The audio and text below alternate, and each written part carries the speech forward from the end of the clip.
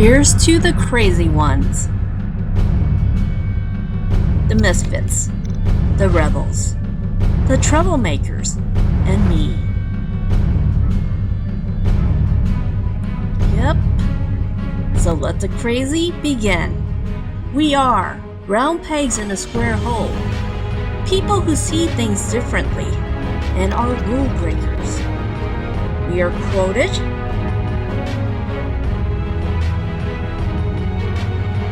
and you may disagree with us, glorify us, and vilify us. But you can't ignore us because we push the impossible and change things. Some see us as crazy, others as geniuses. But we are here to change the world, because we may just be the crazy ones. We can. This is Kailin Gow's Crazy Ones, and I'm your host, Kailin Gow.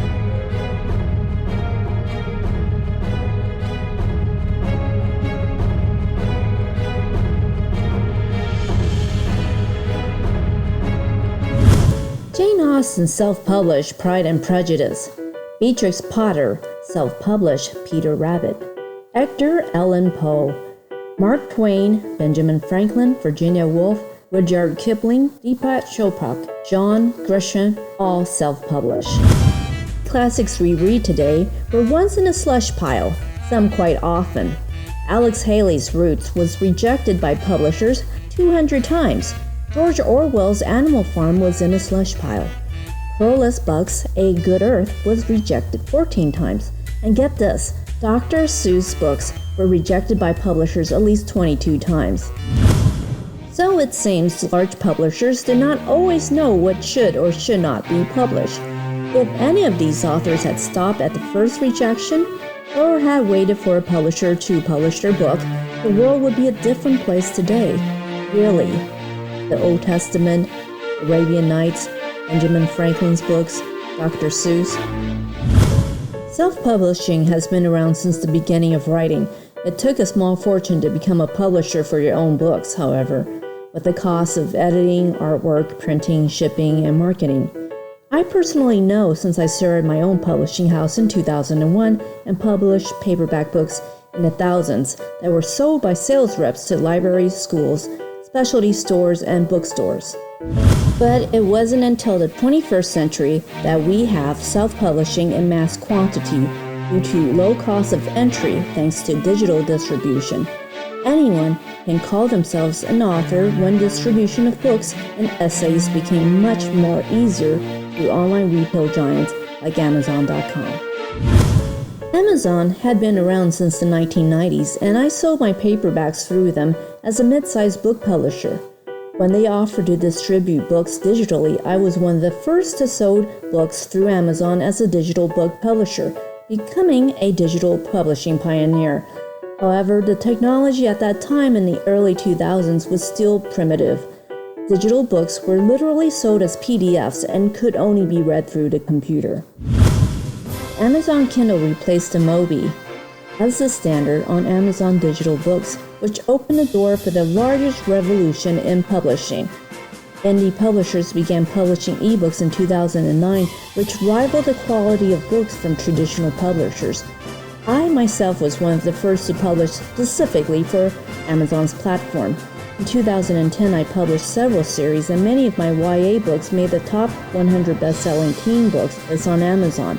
By 2012, I had sold over 1 million books, was featured on the World Journal as an author success story, appeared on CBS television news as a best-selling author who was active in social issues for girls and women, was featured on Amazon's homepage as an author success story, and was invited to speak to the press at Amazon's Kindle Devices launch in Santa Monica, where Amazon's founder and CEO Jeff Bezos brought out the Kindle Fire and Kindle Devices family.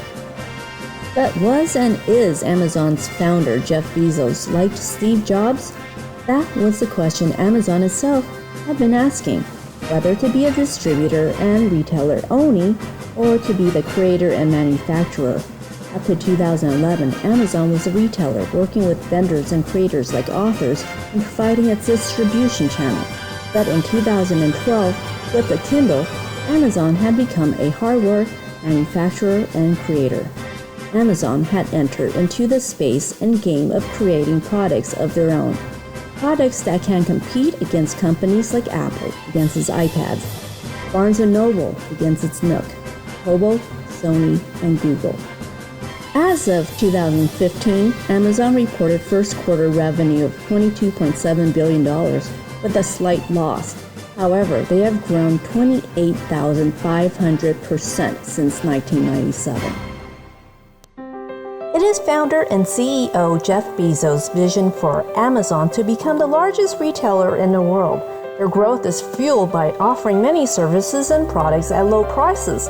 One of their innovations, which had been their biggest success, was the offering of free books on its site, which acts as a loss leader in bringing traffic to its site. Ebooks offered through Amazon proved so profitable that foot traffic into physical bookstores such as Borders and Barnes & Noble were significantly reduced. Indie authors and self-publishing literally changed the world of publishing, as Borders closed its stores and Barnes & Noble was forced to try to play catch-up with its own digital book publishing presence.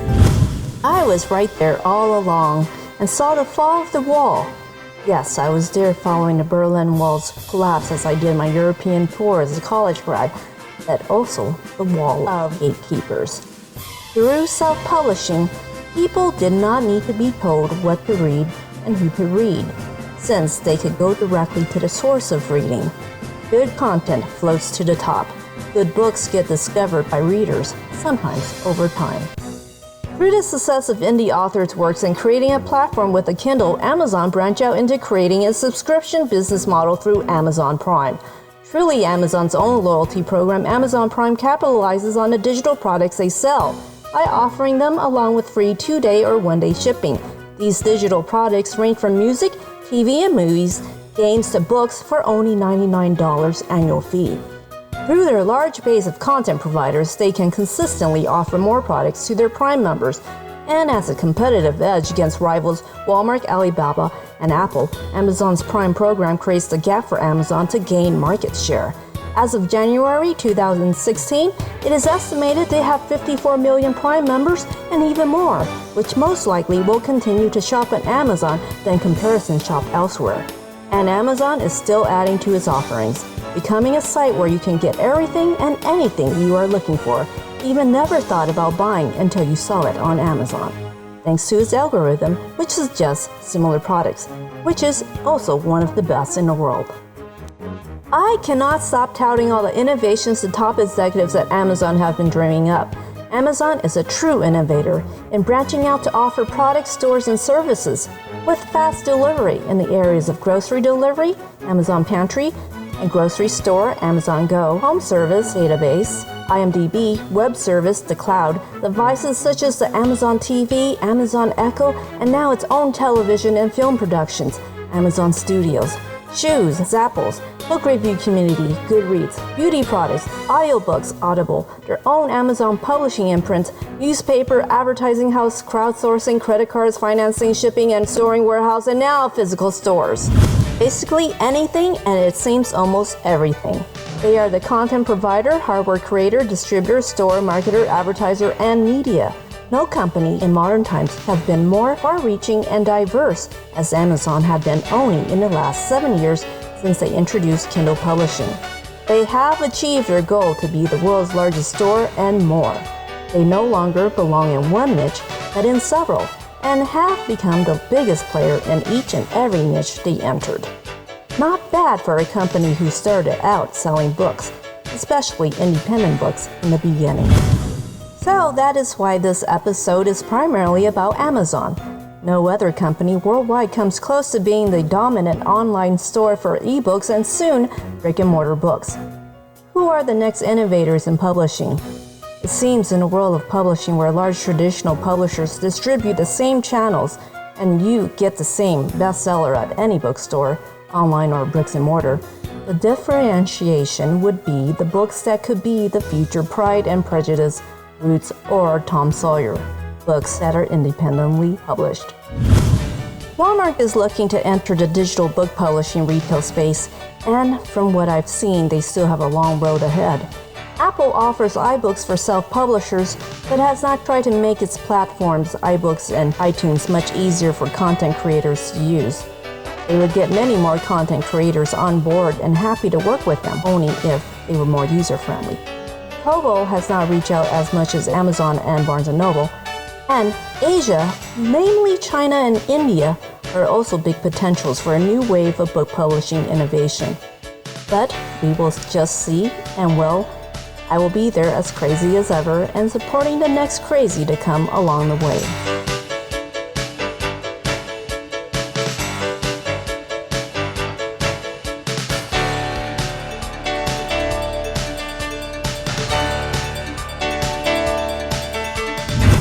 So, here's to the crazy ones and to those who are on the verge of crazy. When you have a passion and a vision to defy what everyone is saying is crazy, you may not be the crazy one after all, but the brilliant one, who one day everyone will be thankful you were crazy enough and bold enough to be. So be crazy and be inspired.